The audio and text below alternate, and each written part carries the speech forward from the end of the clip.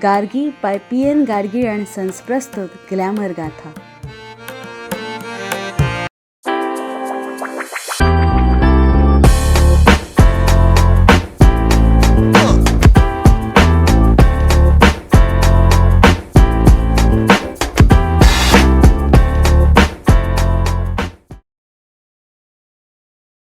नमस्कार. स्मृतिकंत प्रस्तुत ग्लॅमर गाथाच्या आजच्या एपिसोडमध्ये मी सौरभ तुम्हा सगळ्यांचं मनापासून स्वागत करतो. प्रेम म्हणजे प्रेम असतं तुमचं आणि आमचं अगदी सेम असतं. या एका ओळीनं संपूर्ण महाराष्ट्राला वेड ज्यांनी लावलं असे कविवर्य म्हणजेच मंगेश पाडगावकर. त्यांच्याविषयीच आज आपण बोलणार आहोत. खरं तर पाडगावकर हे असं व्यक्तिमत्व आहे की त्यांना काही ओळख करून देण्याची गरजच नाही. मराठी शाळेत शिकलेल्या प्रत्येक मुलामुलीला एखाद्या वर्षात तरी त्यांची कविता ही मराठीच्या अभ्यासात असणारच. अर्थात त्यांचं कामच एवढं मोठं आहे. 10 मार्च 1929 रोजी सिंधुदुर्गमधील निसर्गरम्य अशा वेंगुर्ल्यात मंगेश केशव पाडगावकर यांचा जन्म झाला.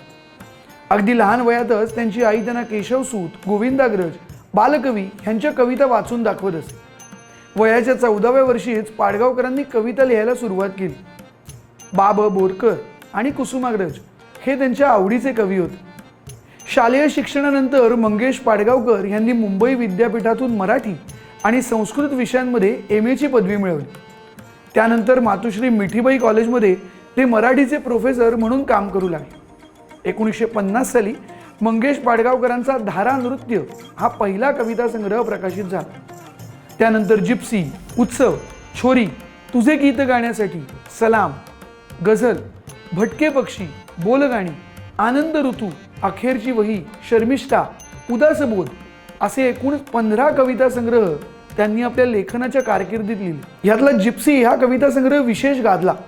त्याच्या जवळपास 10 ते 15 आवृत्त्या प्रकाशित झाल्या. प्रेमाविषयी कविता करणाऱ्या पाडगावकरांनी विनोदी, विडंबनात्मक, उपहासात्मक, सामाजिक जाणीव असणाऱ्या अशा निरनिराळ्या कविता सुद्धा तितक्याच समर्पक लिहिल्या. याचबरोबर पाडगावकरांनी लहान मुलांसाठी सुद्धा भरपूर लिखाण केलं.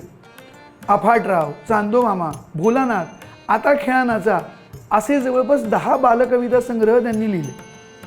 1970 ते 1990 अशा 20 वर्षांच्या कालावधीसाठी ते युनायटेड स्टेट्स इन्फॉर्मेशन सर्व्हिस म्हणजेच USIS मध्ये मराठी भाषेचे संपादक म्हणून काम करत होते.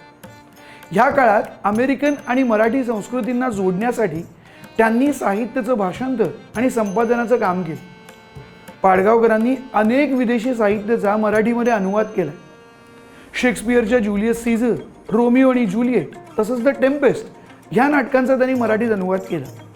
कबीराचे दोहे, मीराबाईंची भजनं, सूरदास यांच्या पदांचाही त्यांनी अनुवाद केला.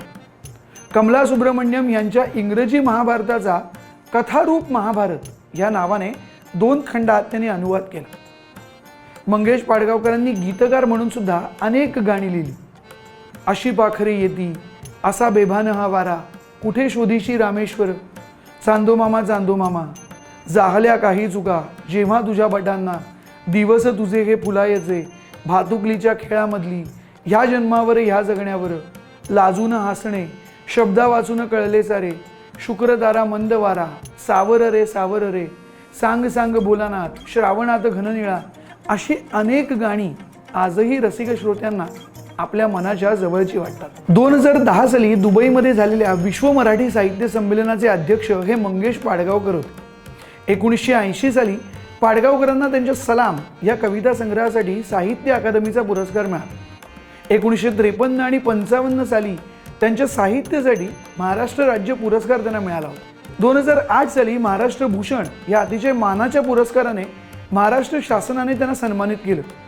तर 2013 साली पाडगावकरांच्या साहित्य क्षेत्रातील योगदानासाठी त्यांना भारत सरकारने पद्मभूषण पुरस्काराने गौरवलं.